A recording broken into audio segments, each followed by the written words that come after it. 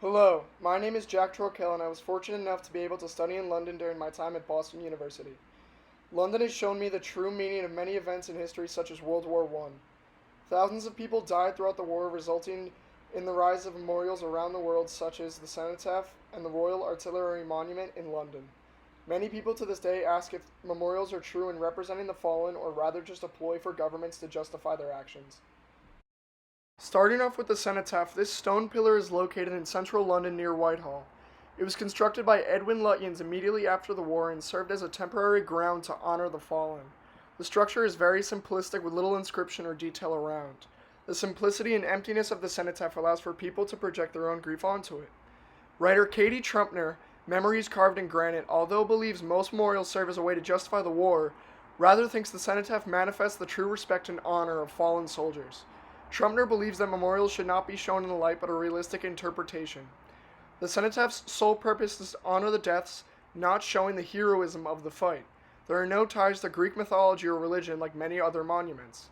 The place of the memorial is in between two busy streets, allowing for all types of people during their daily routines to see it as they pass by. Wreaths were left surrounding the memorial for years after the war, forcing the government to keep the cenotaph. To this day, wreaths are still left behind to honor the fallen. The cenotaph does not follow George Moss's idea of the myth of war experience. Neither fact or myth, the cenotaph allows for the viewer to make their own interpretation through grief. Enacted to honor the Royal Artillery in World War I, the Royal Artillery Monument stands in Green Park right next to Hyde Park. The memorial was designed by Charles Jagger, who served in the infantry and was injured during World War I. Jagger's main idea was to feature the similar experiences faced by the Royal Artillery while at the same time honoring the fallen of those around the world. On top of the structure stands a howitzer, one of the most common weapons used by the artillery to represent the true force the Royal Artillery served. Jagger wanted a realistic interpretation of war as much as possible, showing the likes of even a dead soldier. Although the true likes of war is shown, as well as honoring the death of the fallen from every country that participated, the monument has an overall theme of sacrifice. The monument constantly reiterated how the fallen sacrificed their lives in order for the greater good. Both Moss and Trumpner would disagree with this motive as it justifies the act of war to future generations of people. On the front side of the monument stands an engraved message that shows the Royal Artillery who gave their lives for their king and country. Rather than honoring the death, the memorial is instead honoring the sacrifice made by soldiers that protected their country. The monument strives in showing the true experience and carnage of war as well as honoring the deaths of thousands of soldiers, but it connects it to the overall idea of sacrifice and freedom. Unlike the cenotaph, the Royal Artillery Monument gives the viewer a message rather than letting them interpret it for themselves. Governments to dismay the perception of war with the public would represent the fallen differently in memorials and artifacts. Similar to the style of the Royal Artillery Monument, this plaque from the Imperial War Museum goes along with the idea of sacrifice. Governments use the idea of sacrifice to portray war as a high and noble duty that is necessary to preserve freedom and prosperity.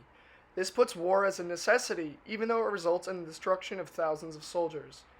Future generations of people will honor and respect their duty, but learn nothing from it. The cycle of war will continue with more soldiers going off to die and more families being broken apart. Throughout the world, memorials have been standing to honor the soldiers who fought during the events of many world wars. Many are misrepresented in order to justify the actions of war by governments, but at the same time still show the true acts of war. Moss believed many monuments showed incorrect acts of heroism connected to religion or Greek mythology to show a noble purpose to the war. Like the Royal Artillery Monument, the true devastation of war was shown, but showed the purpose of war as a noble cause. The sacrifice the soldiers made is connected to freedom and prosperity. The cenotaph excelled in having a neutral standpoint, allowing the viewer to interpret it for themselves with its abstract structure.